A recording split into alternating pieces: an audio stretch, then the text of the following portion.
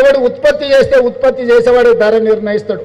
ఒక్క రైతు మాత్రమే తాను ఉత్పత్తి చేసిన పంటను బజార్కు తీసుకెళ్తే, మండికి తీసుకెళ్తే, మార్కెట్కు తీసుకెళ్తే కొనుగోలు చేసేటోడు ధర నిర్ణయిస్తాడు. ప్రపంచంలో అత్యంత దోపిడీకి లోనైంది రైతు.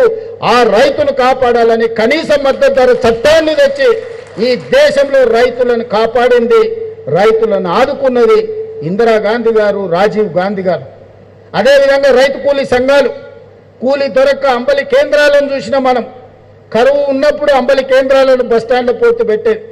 ఒక్క పూట తినడానికి కూడా కష్టం ఉన్నప్పుడు, కూలి పని కూడా దొరకక వలసలు పోతున్నప్పుడు ఉపాధి హామీ చట్టాన్ని శ్రీమతి సోనియా గాంధీ గారు తీసుకొచ్చి ఈనాడు గ్రామీణ ప్రాంతాలలో పేదవాడికి పని లేకుండా ఆకలితో చావద్దు, ఆకలితో పడుకోవద్దు అని ఈరోజు ఉపాధి హామీ చట్టాన్ని మన ప్రభుత్వం తీసుకొచ్చింది.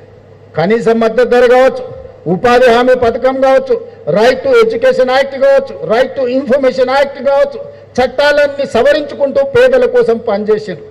అందుకే ఈనాడు నక్సల్బరీ ఉద్యమాల బాట పట్టిన, అడవి బాట పట్టిన సోదరులకు అందరికీ మేము విజ్ఞప్తి చేసినాం. అయ్యా, మీ పోరాటం ఫలించింది, ప్రజల జీవన ప్రమాణాలు మారిపోయినాయి, పెరిగినాయి. మీరు అడ్డుకోవడం వల్ల గిరిజన ప్రాంతాలలో, తండాలలో, గూడాలలో, మారుమూల పల్లెల్లో ఈ ప్రభుత్వం చేయాలనుకుంటున్న అభివృద్ధి ఆగిపోతుంది. ఆ ఆదివాసి బిడ్డలకు ఉద్యోగ ఉపాధి అవకాశాలు కల్పిస్తాం, జనజీవన స్రవంతిలో కలవండి అని పిలుపునిచ్చినాం. మనం వచ్చిన తర్వాత ఇంతకుముందు సుమతి గారు చెప్పారు, శివధరెడ్డి గారు చెప్పారు, 814 మంది నక్సలైట్లు ఉద్యమ బాటను వీడి జనజీవన స్రవంతిలో కలిసిండ్రు. సెంట్రల్ కమిటీ మెంబర్స్ అందరూ ఈరోజు వచ్చిండ్రు. ఇంకా ఒకరిద్దరు పెద్దలు మిగిలిపోయినారు, వాళ్ళకు కూడా వయసు మీద పడ్డది.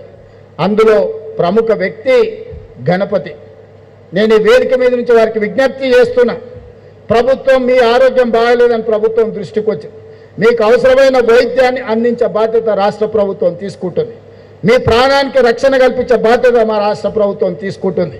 ఇక మీ ఉద్యమం ప్రజలలో ఉండి ప్రజా సమస్యల్ని ప్రస్తావించండి, అవి పరిష్కరించడానికి ప్రజా ప్రభుత్వం అందుబాటులో ఉంది.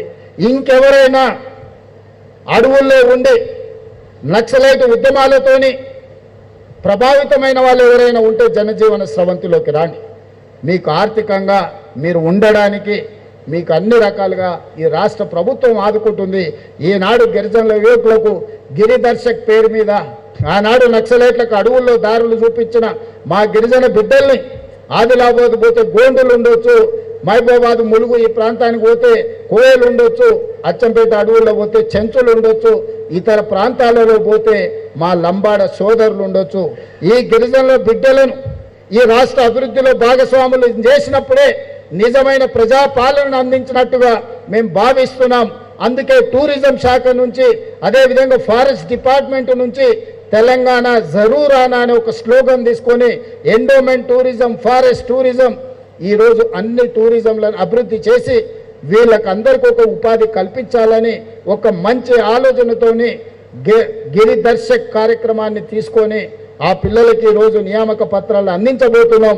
మీరు ఎవరైనా మన వాళ్ళు ఎక్కడికెక్కడికో వెళ్తున్నారా, మన దగ్గర అద్భుతమైన సహజ వనరులు, ప్రకృతి సంపద ఉన్నది.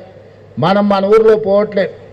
మీరు ఒకసారి బొగతా వాటర్ ఫాల్స్ కానీ, ములుగు అడవి ప్రాంతంలో కానీ, లేకపోతే నల్లమల టైగర్ రిజర్వ్ ఫారెస్ట్లో కానీ, ఇవన్నీ ఒక అద్భుతమైన పర్యాటక కేంద్రాలు.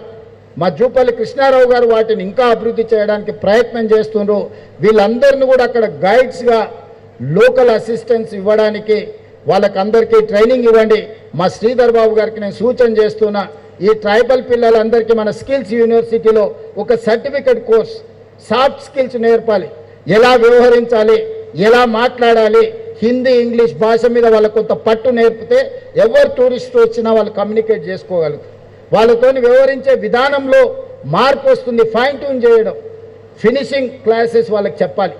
దానికోసం ఒక 6 months సర్టిఫికెట్ కోర్సు పెట్టండి స్కిల్ యూనివర్సిటీలో. వాళ్ళకి స్టైఫండ్ ఇవ్వండి. 6 నెలలు వాళ్ళు ట్రైనింగ్ ఇచ్చినప్పుడు ఎవ్రీ మంత్ వాళ్ళకు 2000 3000 ఖర్చులకు ఇస్తే ఆ పిల్లలు ఇక్కడ ఎక్కడైనా ఉండి నేర్చుకుంటారు.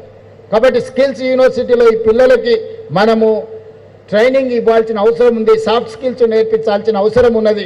టెక్నాలజీని కూడా ఏ విధంగా వాడాలి, లొకేషన్స్ కానీ, గూగుల్ మ్యాప్స్ కానీ, లేకపోతే టూరిజం స్పాట్స్ని ఏ విధంగా వాళ్ళు ఎలక్ట్రానిక్ గ్యాడ్జెట్స్లో టూరిస్ట్కు చూపించే అవకాశం, అక్కడికి తీసుకెళ్ళడానికి అవసరమైన, అదేవిధంగా ఈ ట్రావెల్ చేసే టైంలో వాళ్ళని ఏ రకంగా కోఆర్డినేట్ చేసుకోవాలో ఇవన్నీ కూడా పోలీస్ శాఖకు, అదేవిధంగా స్కిల్స్ సంబంధించిన శ్రీధర్ బాబు గారికి సమన్వయం చేసుకొని వాళ్ళకి శిక్షణను అందించాల్సిందిగా వాళ్ళను ఒక అభివృద్ధి పదం వైపు నడిపించే పౌరులుగా తీర్చిదిద్దే బాధ్యత ప్రభుత్వం మీద ఉన్నది. ఆ కార్యక్రమాన్ని తీసుకున్నందుకు కూడా మిమ్మల్ని అందరినీ మనస్ఫూర్తిగా అభినందిస్తూ ఈ కార్యక్రమాన్ని ఏర్పాటు చేసి తక్కువ సమయంలో 2 రోజుల క్రితమే మనం అనుకున్నాం. తక్షణమే ఈ కార్యక్రమాలను అన్నిటినీ ఏర్పాటు చేసిన ప్రతి ఒక్కరిని అభినందిస్తూ మీ అందరి దగ్గర సెలవు తీసుకుంటున్నాను. ధన్యవాదాలు మిత్రులారా.